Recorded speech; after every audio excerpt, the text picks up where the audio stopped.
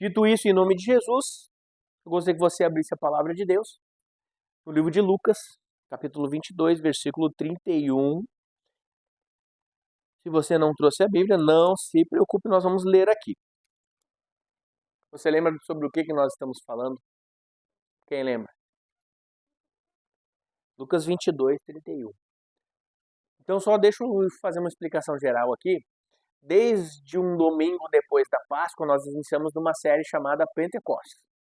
Por quê? Porque da Páscoa a 7 domingos depois da Páscoa é uma festa judaica que é comemorado o dia de Pentecostes. E nós sabemos lá em Atos 2 que o dia de Pentecostes, como para nós a festa judaica não importa, o que importa para nós é a descida do Espírito Santo, que foi aquilo que Jesus deixou na terra para andar com a gente nesses dias turbulentos, nesses dias difíceis. E se Deus mora nos nossos corações hoje, é através do Espírito Santo dele.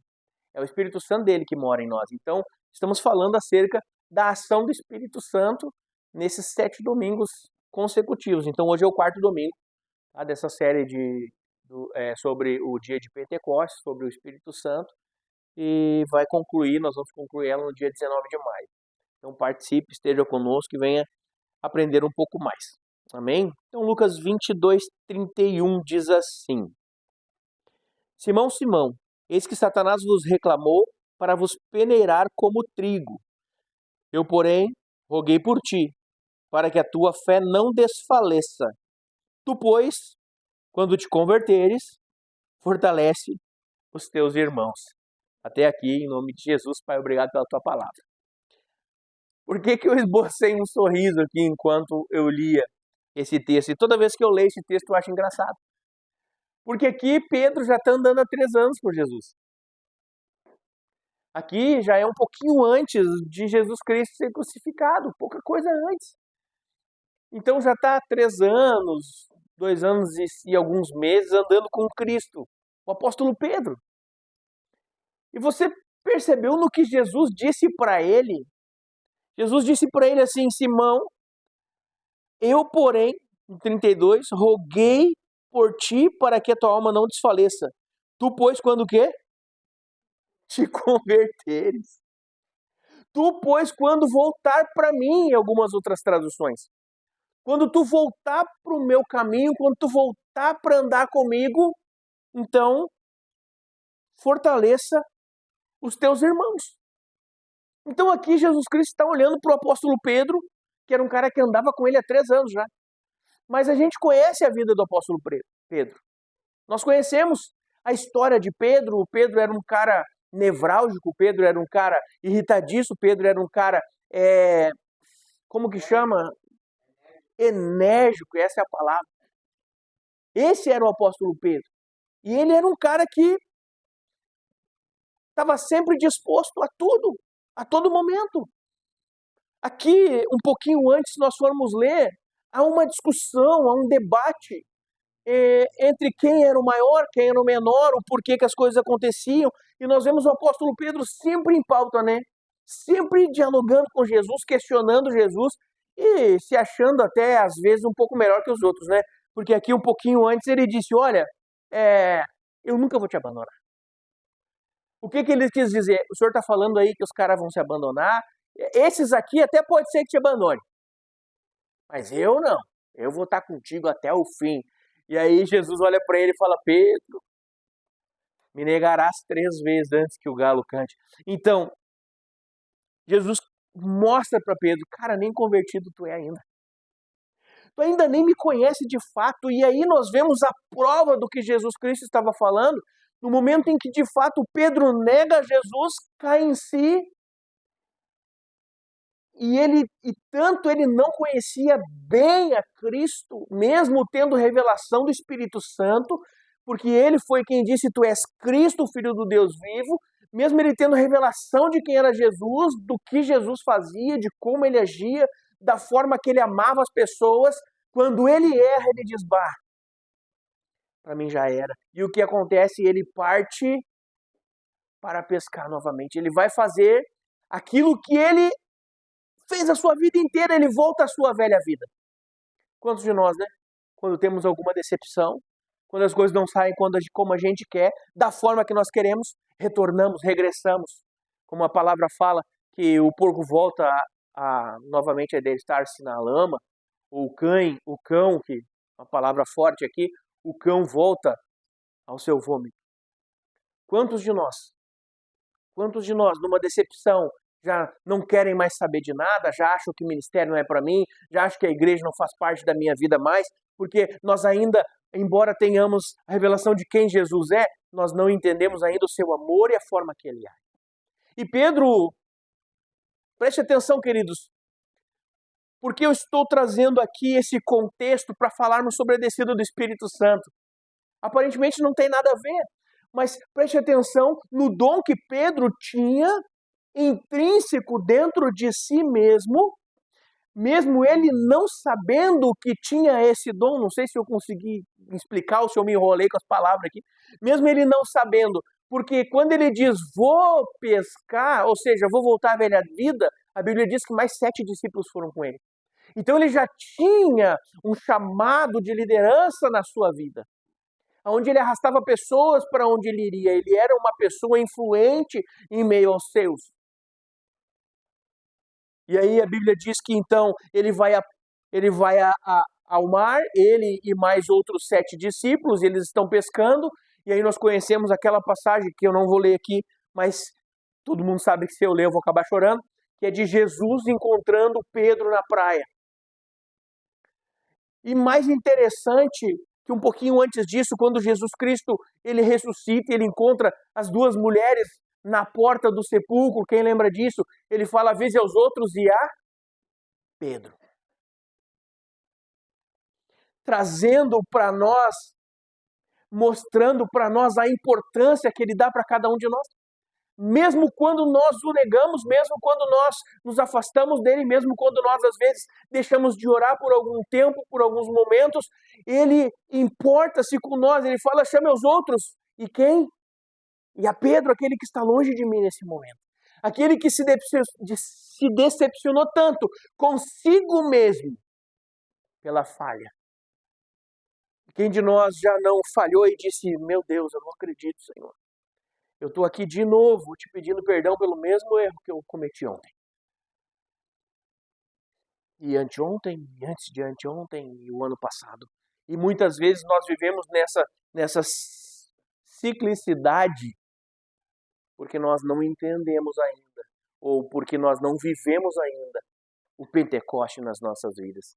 Porque existe o apóstolo Pedro, e eu já vou entrar no cerne da mensagem, aqui é a introdução, existe o apóstolo Pedro antes do dia de Pentecostes, e existe o apóstolo Pedro depois de Pentecostes. E aí nós vemos o apóstolo Pedro aqui, tamanha a amargura que ele estava de si mesmo, que eles estavam lá no meio do mar. E João olha para ele e fala assim, olha lá, Pedro, quem está na praia. Quem lembra dessa passagem? E a Bíblia diz que Pedro se atira no mar. Enquanto os discípulos vão de barquinho remando, ele se atira no mar e vai a nado. A ânsia que ele estava, mas ele estava tão magoado consigo mesmo que ele chega diante de Jesus e ele não fala nada. Nada, ele só... Eu vejo Pedro chegando à beira da praia, Jesus sentado, a Bíblia diz que tinha um peixe assando ali, que tinha um pãozinho no cantinho ali, e eu vejo Pedro sentando na beira da praia, na areia, olhando para o mar, com vergonha talvez de olhar para Jesus. E aí Jesus começa a falar com ele, tem aquele diálogo que nós conhecemos, que ele fala, Pedro, tu me amas? E ele pergunta 3 vezes a Pedro isso, e as 3 vezes Pedro tem... 2 vezes Pedro tem uma resposta, e na terceira ele fala, Senhor, tu sabe de tudo. Tu sabe de todas as coisas, tu sabes que eu te amo. E ele fala, então apacenta minhas ovelhas. Então nós vemos aqui Pedro, depois de convertido, depois que ele recebe o Espírito Santo, cumprindo aquilo que Jesus Cristo diz para ele. O primeiro passo é, fortaleça os teus irmãos aqui. Nós lemos no versículo 32. Tu, porém, quando te converteres, fortalece os teus irmãos. E mais para frente, lá na praia, ele fala, pastorei as minhas ovelhas. E esses 2 ministérios de Pedro cumpre perfeitamente depois da descida do Espírito Santo. Porque aí eles estavam reunidos, e eu tenho certeza que com a liderança que Pedro tinha intrínseca dentro de si, naqueles naqueles dias que eles ficaram lá, e a Bíblia fala, conta os dias, que eles ficaram lá 120 homens dentro daquele templo orando, daquela casa, daquele lugar, estavam orando e buscando a Deus até a descida do Pentecostes. Talvez algum pudesse desistir, talvez alguém, e tudo aqui no campo do talvez, a Bíblia não explica nada acerca disso, mas nós podemos conjecturar, nós temos licença poética para pensar acerca dessas coisas. E talvez alguém estava falando, mas não vai acontecer nada, vamos embora. E Pedro vinha, não, calma, vai sim, ele prometeu, ele vai cumprir, ele falou comigo lá na praia, ele me resgatou quando eu estava perdido, de novo. E de novo. E de novo, e deixa eu falar algo para você, não importa quantas vezes nós estejamos perdidos nessa vida, ele vai nos resgatar. Por causa do amor que ele sente por cada um de nós. E aí desce o Espírito Santo, e aí nós vemos Pedro porque é isso que o Espírito Santo faz conosco. Além de manifestar Cristo dentro de nós, ele potencializa através dos dons do Espírito Santo o chamado que Deus tem para as nossas vidas. E Pedro tinha um chamado de liderança. E o Espírito Santo desce e potencializa isso na vida de Pedro. E a Bíblia diz que ele se levanta, um cara iletrado, ele não sabia escrever. Se você for ver as duas cartas que estão escritas por Pedro, aqui na Bíblia, foram ditadas, porque nem escrever ele sabia. Era um cara iletrado, um pescador. Grosso. Mais grosso que dedo estroncado. Então, nós vemos que o Espírito Santo desce como labaredas de fogo no dia de Pentecostes, e há uma transformação na vida de cada um daqueles que estavam ali, inclusive de Pedro, que a Bíblia diz que ele se levanta e ele prega o Evangelho. E ele prega acerca de Jesus Cristo, depois que há uma descida maravilhosa, fantástica do Espírito Santo naquele lugar. E eu tenho falado, se você não é batizado com o Espírito Santo, até o dia 19 de maio você será. Busque isso, ore isso para a sua vida, porque o Espírito Santo ele quer manifestar Cristo em você e ele deseja potencializar aquilo que Deus já te deu. Ele deseja potencializar e te dar dons maravilhosos para que tu possa trabalhar para o seu reino. Então nós vemos o Espírito Santo agindo na vida de Pedro. Ele se levanta, prega aquele sermão, 3.000 almas se convertem. 3.000 almas se convertem. Um dia ou 2 dias depois, Pedro e João estavam entrando no templo, a porta formosa, está o paralítico ali. Eles falam, não tenho prata, não tenho ouro, mas o que eu tenho eu vou te dar. Levanta e anda em nome de Jesus Cristo de Nazaré. E aquele paralítico levanta, eles entram no templo, glorificam. No outro dia, Pedro volta lá e diz, eu vou ensinar, e fala acerca de Jesus, e 5.000 pessoas se convertem. E ele é preso, suporta a cadeia, depois é solto, vai. E aí nós vemos os milagres maravilhosos. O Senhor abriu o Evangelho para os gentios através da vida de Pedro. Claro, nós entendemos que Paulo era o apóstolo dos gentios. Ele foi o apóstolo que pregou e evangelizou mais os gentios. Mas quem teve a visão do lençol descendo para que o Evangelho chegasse na gente hoje? Foi o apóstolo Pedro. Quem foi o primeiro a ir pregar? Porque a Bíblia conta que aparece um anjo e diz para Pedro assim, olha, vai vir um cara aí, vai chamar pelo teu nome, vai com ele.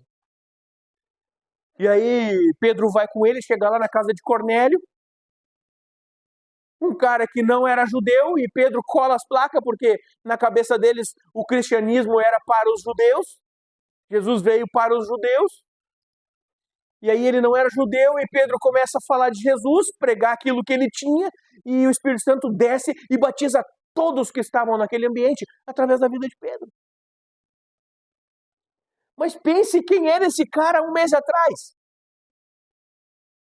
Há 2 meses atrás, se não era o mesmo cara que estava negando Jesus. E hoje eu já relatei aqui quase 10.000 pessoas convertidas através da sua pregação. E é isso que o Espírito Santo deseja fazer. Quem aqui tem vergonha de falar? Deixa eu falar algo para você. Quando eu vim aqui, entrei aqui das minhas orações e vi a igreja cheia, eu tremia a perna. Todas as vezes que nós vamos falar de Jesus, nós ficamos ansiosos. Todas as vezes porque nós não sabemos aquilo que Deus deseja fazer. E talvez eu falando assim não pareça, mas eu sou um cara tímido. Eu fora daqui, se você me largar numa sala, eu fico quieto numa sala o dia inteiro. Se eu tiver que trabalhar sozinho num canto, eu e um computador, eu trabalho sozinho num canto, eu e o computador o dia todo, não, sem problema, não preciso falar com ninguém. Mas aí o Espírito Santo, ele entra, nos batiza e revela, bota para fora aquilo que ele deseja fazer com as nossas vidas. E me colocou aqui. O que ele tem para você? Qual chamado ele tem para a sua vida? O que ele deseja fazer a partir disso com você, ou em você, ou através de você? Quem ele deseja tocar através da sua vida? O que ele deseja fazer através de você? Quem ele deseja curar através de você? Imagine talvez um homem tímido, ou uma mulher tímida, que na sua vida inteira evangelizou uma única alma. Talvez você já tenha ouvido uma piada gospel, né? Evangelizou a sua vida toda uma única alma, e essa única alma veio a Cristo. E aí alguém pergunta para você, quantas pessoas você evangelizou? Ah, uma só. Uma só. Quem? Billy Graham. Talvez Deus queira levantar você para trazer à luz do Evangelho um Billy Graham dos nossos dias. É por isso que nós não podemos olhar e dizer, não, eu não vou falar de Deus para esse cara. Não, Deus quer que nós venhamos a exercer o nosso ministério a tempo e fora de tempo. Deus deseja isso e Ele quer nos capacitar para isso. Ele quer trazer capacitação do céu através do Espírito Santo para as nossas vidas. E aí nós vemos o apóstolo Pedro saindo daquela cadeia, os caras falando para ele, olha, a gente até vai soltar vocês, mas não falem mais desse Jesus. Até aqui não era, eles não chamavam ainda de cristãos, eles eram chamados de uma seita, a seita O Caminho, era o nome da seita. Eles achavam naquele tempo que era mais uma seita judaica, mas não, já era a transformação do mundo através da vida de Jesus Cristo ali. E aí Pedro olha para eles e fala na frente do magistrado, mais vale para mim obedecer a ti ou a Deus? E ele sai dali pregando o evangelho ainda. E a Bíblia diz que a sombra de Pedro curava. Será que a gente consegue entender? Porque a gente fala essas coisas e nos passa na normalidade. Mas, queridos, tente imaginar com o coração aberto para o tamanho do milagre. Imagine ter uma pessoa coxa e você passa, não sei se eu vou conseguir fazer sombra aqui, embora minha sombra seja grande. Atrás, né? O apóstolo Pedro talvez era uma sombra pequenininha, a minha é uma sombra. Imagina se fosse a minha sombra que curasse. Então o apóstolo Pedro, imagine isso. A sombra do cara curava. A sombra daquele cara curava. Aí ele chega numa cidade chamada Jope. E aí eu quero ler com você mais um texto que está no livro de Atos, capítulo 9, versículo 32.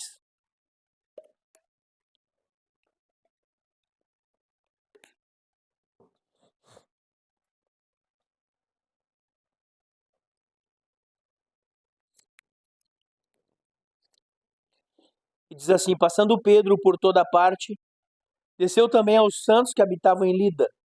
Perdão, não era Jope. Jope ele foi antes. Daí ele foi a Lida. Encontrou ali um certo homem chamado Enéas, que havia 8 anos jazia na cama. Não, eu estava correto. O que eu falei há pouco agora, desconsidera. Encontrou ali um certo homem chamado Enéas, que havia 8 anos jazia na cama, pois era paralítico. E disse Pedro, Enéas, Jesus Cristo te cura, levanta, arruma teu leito. E ele imediatamente se levantou. Viram-no todos que habitavam em Lida e Sorona, os quais se converteram ao Senhor. Imagine quantas almas foram a Jesus Cristo através da vida de Pedro e das ações do Espírito Santo na sua vida. E depois, aonde eu quero chegar, que é o verso 36 em diante, fala assim, havia em Jope uma discípula por nome Tabita, que este nome traduzido quer dizer Dorcas. Ela era notável pelas boas obras e esmolas que fazia. Ora, aconteceu naqueles dias que ela adoeceu e veio morrer. E depois de a levarem, puseram-na no cenáculo. Como Lida era perto de Jope, ouvindo os discípulos que Pedro estava ali, enviaram-lhes 2 homens que lhe pedissem, não demores para vir conosco. Pedro atendeu e foi com eles. Tendo chegado, conduziram-no para o cenáculo, e todas as viúvas o cercaram, chorando e mostrando-lhe as túnicas e vestidos que Dorcas, ou Tabita, fizera enquanto estava com elas. Mas Pedro, tendo feito sair a todos, pondo-se de joelhos, orou, e voltando-se para o corpo, disse: Tabita, levanta-te. Ela abriu os olhos e, vendo a Pedro, sentou-se.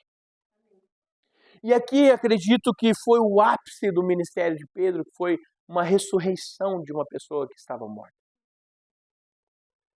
Sabe, queridos, que eu vendo a história de Pedro, eu não tenho o intuito aqui de adorar a Pedro de forma nenhuma, porque nós conhecemos Pedro antes do Espírito Santo. Nós sabemos quem Pedro foi antes do Espírito Santo de Deus. E depois nós vemos então Pedro, depois que o Espírito Santo o batiza, o sela e manifesta nele os dons que ele deveria ter.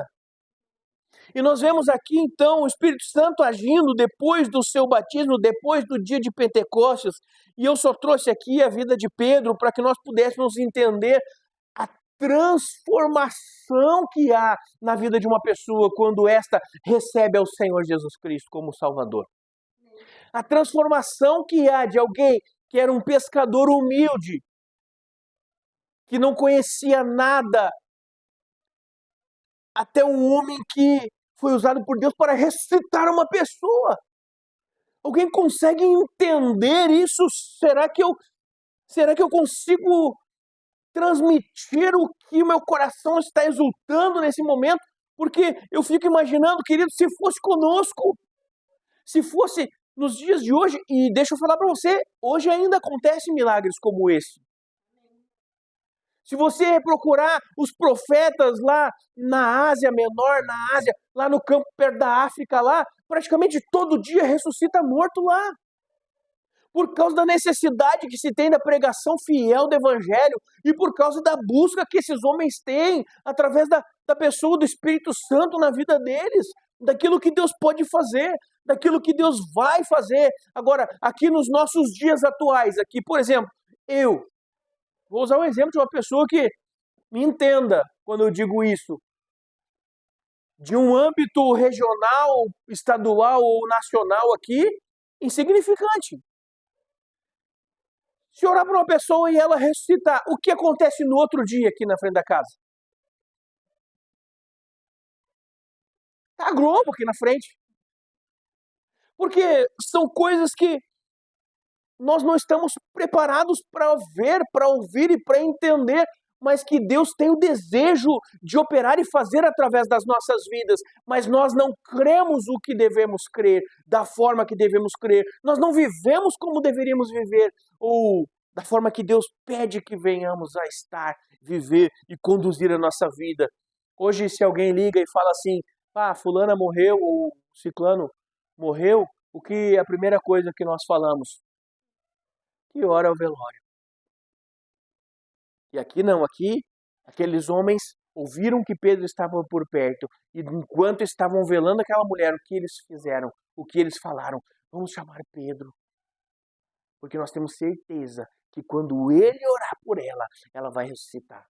A fé colocada em prática através do dom do Espírito Santo foi o que trouxe aquela mulher à vida. Foi o que fez com que aquela mulher ressuscitasse. Não há limites. Não há limites para a sua fé quando você tem o Espírito Santo dentro de você. Não há limites para o que Deus pode fazer através da sua vida. Não há limites para o que Ele pode transformar através de uma imposição de mãos suas. Não há limites. Nós limitamos a ação de Deus. Nós limitamos a ação do Espírito Santo. Nós limitamos aquilo que Deus deseja fazer em nós e depois de fazer em nós através de nós. Porque quando a gente vai falar alguma coisa, eu não quero me alongar mais tanto, quando nós vamos falar algo, a gente faz como eu fiz agora. Me entenda, alguém no âmbito nacional, regional, insignificante. Porque eu entendo quem sou para homens, o que sou para eles. Mas quem está dentro de mim? E quem está dentro de você? Quem está dentro de você? A Bíblia diz que Jesus é quem opera tudo em todos. Qual a diferença do Davizinho aqui, com o Espírito Santo dentro do seu coração, ou de algum jovem que está aqui, que tem a presença do Espírito Santo, que é batizado pelo Espírito Santo, e Benihim impondo as mãos? Qual a diferença? Só o tempo de conversão e o tempo de oração que teve na sua vida. Porque o mesmo Deus que opera em Benihim, opera aqui em casa, opera aqui na igreja, opera na vida dos nossos jovens. O mesmo Deus. É por isso que o apóstolo João olha para a juventude, e eu quero encerrar, ele diz assim: eu vos escolhi porque são os jovens e têm vencido o diabo. Vocês são fortes. Porque nós, normalmente, quando vamos orar, não cremos na oração. Muitas vezes nós que vamos orar por alguém, não cremos na oração.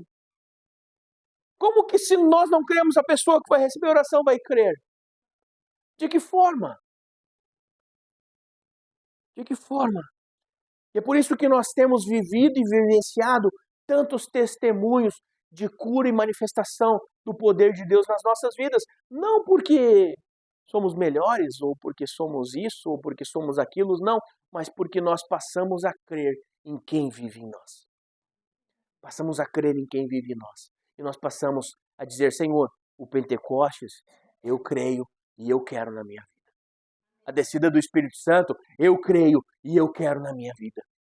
E se você hoje falar isso para Deus: Senhor, eu creio e eu quero na minha vida, a partir de amanhã, você não sabe o rebuliço que Ele vai fazer na vida de vocês. A transformação que nós teremos. Em nome de Jesus. Vamos orar, se coloque de pé.